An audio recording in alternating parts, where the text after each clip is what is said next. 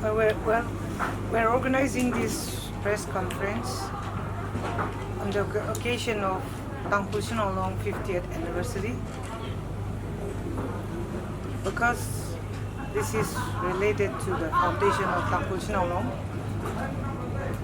Tangkhul was founded collectively by the women because of the atrocities we face in the 1960s and 70s from the enforcement of Armed Forces Special Power Act, where many of our members were tortured, raped and molested.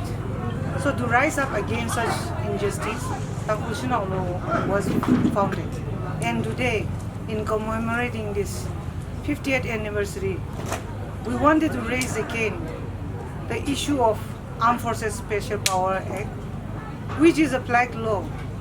And India, who is the largest democracy, should not enforce such a black law in our land, in any part of the country. Today we are joined by our colleagues, the General Secretary of Naga People's Movement for Human Rights, and the President of Naga Women Union, Priscilla and Ningunukura, to raise the concerns and issues that Naga peoples are facing in our homeland. We are a peace-loving nation, we are a peace-loving community, but we are forced upon to react time and again with an oppressive laws and tactics and section which we do not agree. So with this I will stop. It's an honor to be here in the Tangkhul program. And today's gathering, rally, and this meeting happened to be under the slogan of Save the Peace, which Npmhr has been using for the last few years, ever since the peace talk became a bit dicey. There has been threats of ceasefire breaking down for quite some time now, especially in the backdrop of the government of India going back on its word and its commitment, especially on the framework agreement, and the interlocutors behaving in a manner that has not been expected from them. So we have used this word, save the peace.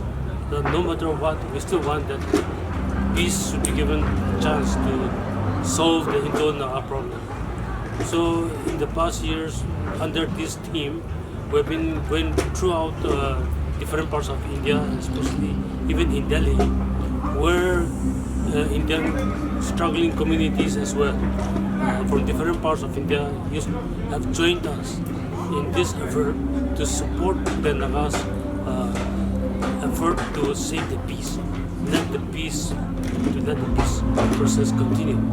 So this also happened to be one that's not in today's rally. So as I said, it's an honor to be here. We hope that for the sake of future generations, this is not only for the Nagas, but even for the Indians as well, with their long history of brutalities, human rights violations, and so on. So we hope they will also become more sensitive to these issues, and judging from the present situation, that there is a danger of even the ceasefire breaking down.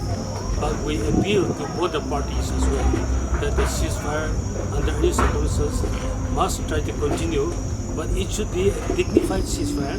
The government of India must keep its commitment on the part of the commitment. Interlocutors and others, if they are not behaving in a manner that is expected from both the parties, there should be a second thought. And in this regard, you may be aware that last month on September 12th, the government of Nagaland, they have officially called a meeting with all the Naga civil society organizations and different tribal organizations, and they themselves have recommended that the present interlocutor doesn't seem to be living up to his expectations. So they have passed a resolution asking the government of India to appoint a full-time interlocutor with at least the mandate of the government of India who can make decisive decisions. At present, whenever some discussions are taking place, the interlocutor has to always refer back to the bosses. So that does not solve any problem. So that is one issue.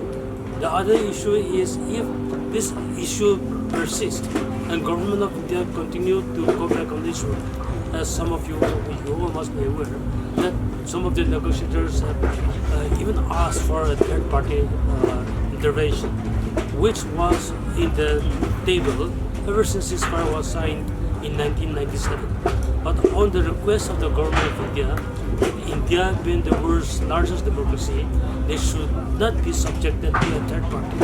So Nagas, honoring the request of the government of India, has not insisted, and the third party intervention has been kept open-ended.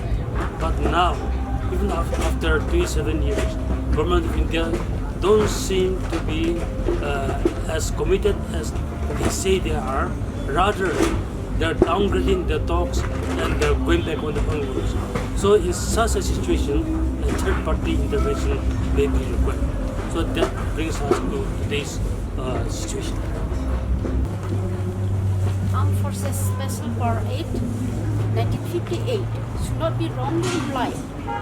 Many a times, ASPA has taken a wrong course. The law has taken a wrong course. So, in Naga inhabited areas, it is our appeal that ASPA should be repealed immediately. Indian government, they impose Manipur, Nagaland, Arunachal Pradesh, Assam and Jammu Kashmir, especially the northeastern states where Naga are inhabited. It should be repealed immediately, within no time. And then, if Indian government and Ministry of Home Affairs should be very much careful, if not, if it is wrongly employed again and again in Naga areas, the consequence will be very serious one day or another day. Because we cannot be tolerated for long days, long incidents. Many incidents, Oting, Kohima, and then many instances were there. We have lost many lives, civilians, massacre has taken place. So we cannot tolerate anymore. Please repeal this ASPA at the earliest. Thank you. There should be no border within the Naga inhabited areas. What we mean to say is there should be no barrier, and we don't recognize, so-called Indo-Myanmar border. So, construction of wall and fencing is vehemently opposed by the United Naga Council, and also scrapping of FMR, Free Movement Regime, which came into existence way back in 1951, should be reinstated.